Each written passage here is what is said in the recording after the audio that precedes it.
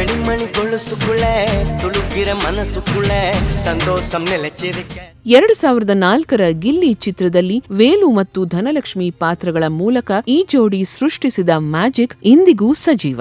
ಆದರೆ ಕಳೆದ 24 ಗಂಟೆಗಳಲ್ಲಿ ಚೆನ್ನೈನ ಮದುವೆ ಸಮಾರಂಭವೊಂದರಲ್ಲಿ ಇಬ್ಬರು ಒಂದೇ ಬಣ್ಣದ ಉಡುಪಿನಲ್ಲಿ ಒಂದೇ ಕಾರಿನಲ್ಲಿ ಆಗಮಿಸಿರುವುದು ಕೇವಲ ಕಾಕತಾಳೀಯವೇ ಅಥವಾ ಇದೊಂದು ಸಂದೇಶವೇ ಎಂಬ ಪ್ರಶ್ನೆ ಈಗ ಗಾಂಧಿನಗರದಿಂದ ಕಾಲಿವುಡ್ ವರೆಗೆ ಹಬ್ಬಿದೆ.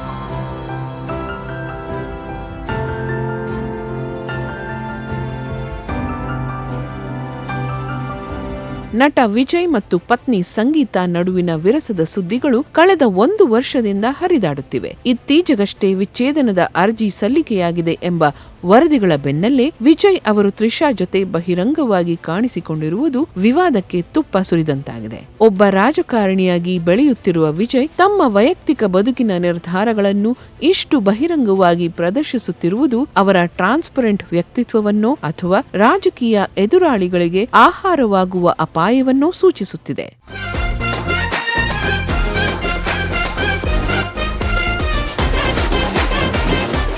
ತ್ರಿಷಾ ಕೃಷ್ಣನ್ ದಕ್ಷಿಣ ಭಾರತದ ಸಿನಿರಂಗದಲ್ಲಿ ಫೀನಿಕ್ಸ್ ಇದ್ದಂತೆ. ವಿಜಯ್ ಜೊತೆಗಿನ ಅವರ ಸ್ನೇಹವು ಕುರುವಿ, ತಿರುಪಾಚಿ ಇಂದ ಹಿಡಿದು ಇತ್ತೀಚಿನ ಲಿಯೋವರೆಗೆ ಮುಂದುವರೆದಿದೆ. ಕನ್ನಡದ ಪವರ್ ಚಿತ್ರದ ಮೂಲಕ ಕನ್ನಡಿಗರಿಗೂ ಹತ್ತಿರವಾದ ತ್ರಿಷಾ ಎಂದೂ ತಮ್ಮ ವೈಯಕ್ತಿಕ ಬದುಕಿನ ಬಗ್ಗೆ ಅತಿಯಾದ ಸಮಜಾಯಿಷಿ ನೀಡಿದವರಲ್ಲ. ಆದರೆ ವಿಜಯ್ ಅವರ ಕುಟುಂಬದ ಕಲಹಕ್ಕೆ ತ್ರಿಷಾ ಅವರೇ ಕಾರಣ ಎಂಬ ವದಂತಿಗಳು ಹಬ್ಬಿದಾಗಲೂ ಅವರು ತೋರಿದ ಮೌನ ಈಗ ಈ ಜಂಟಿ ಆಗಮನದ ಮೂಲಕ ಹೊಸ ಅರ್ಥ ಪಡೆದುಕೊಳ್ಳುತ್ತಿದೆ.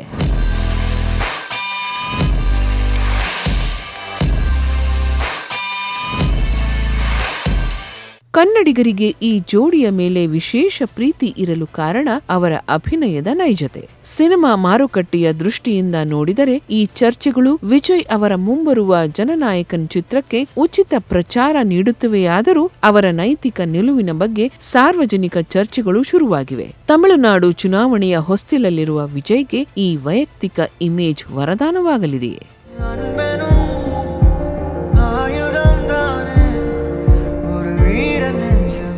ಸಿನಿಮಾ ತಾರೆಯರ ಬದುಕು ಸದಾ ಗಾಜಿನ ಮನೆಯಿದ್ದಂತೆ.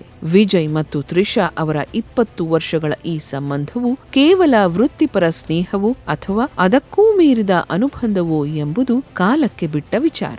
ಆದರೆ ಸದ್ಯದ ಮಟ್ಟಿಗೆ ಈ ಜೋಡಿ ದಕ್ಷಿಣ ಭಾರತದ ಮೋಸ್ಟ್ ಪವರ್ಫುಲ್ ಕಪಲ್ ಆಗಿ ಹೊರಹೊಮ್ಮುತ್ತಿರುವುದಂತೂ ಸುಳ್ಳಲ್ಲ.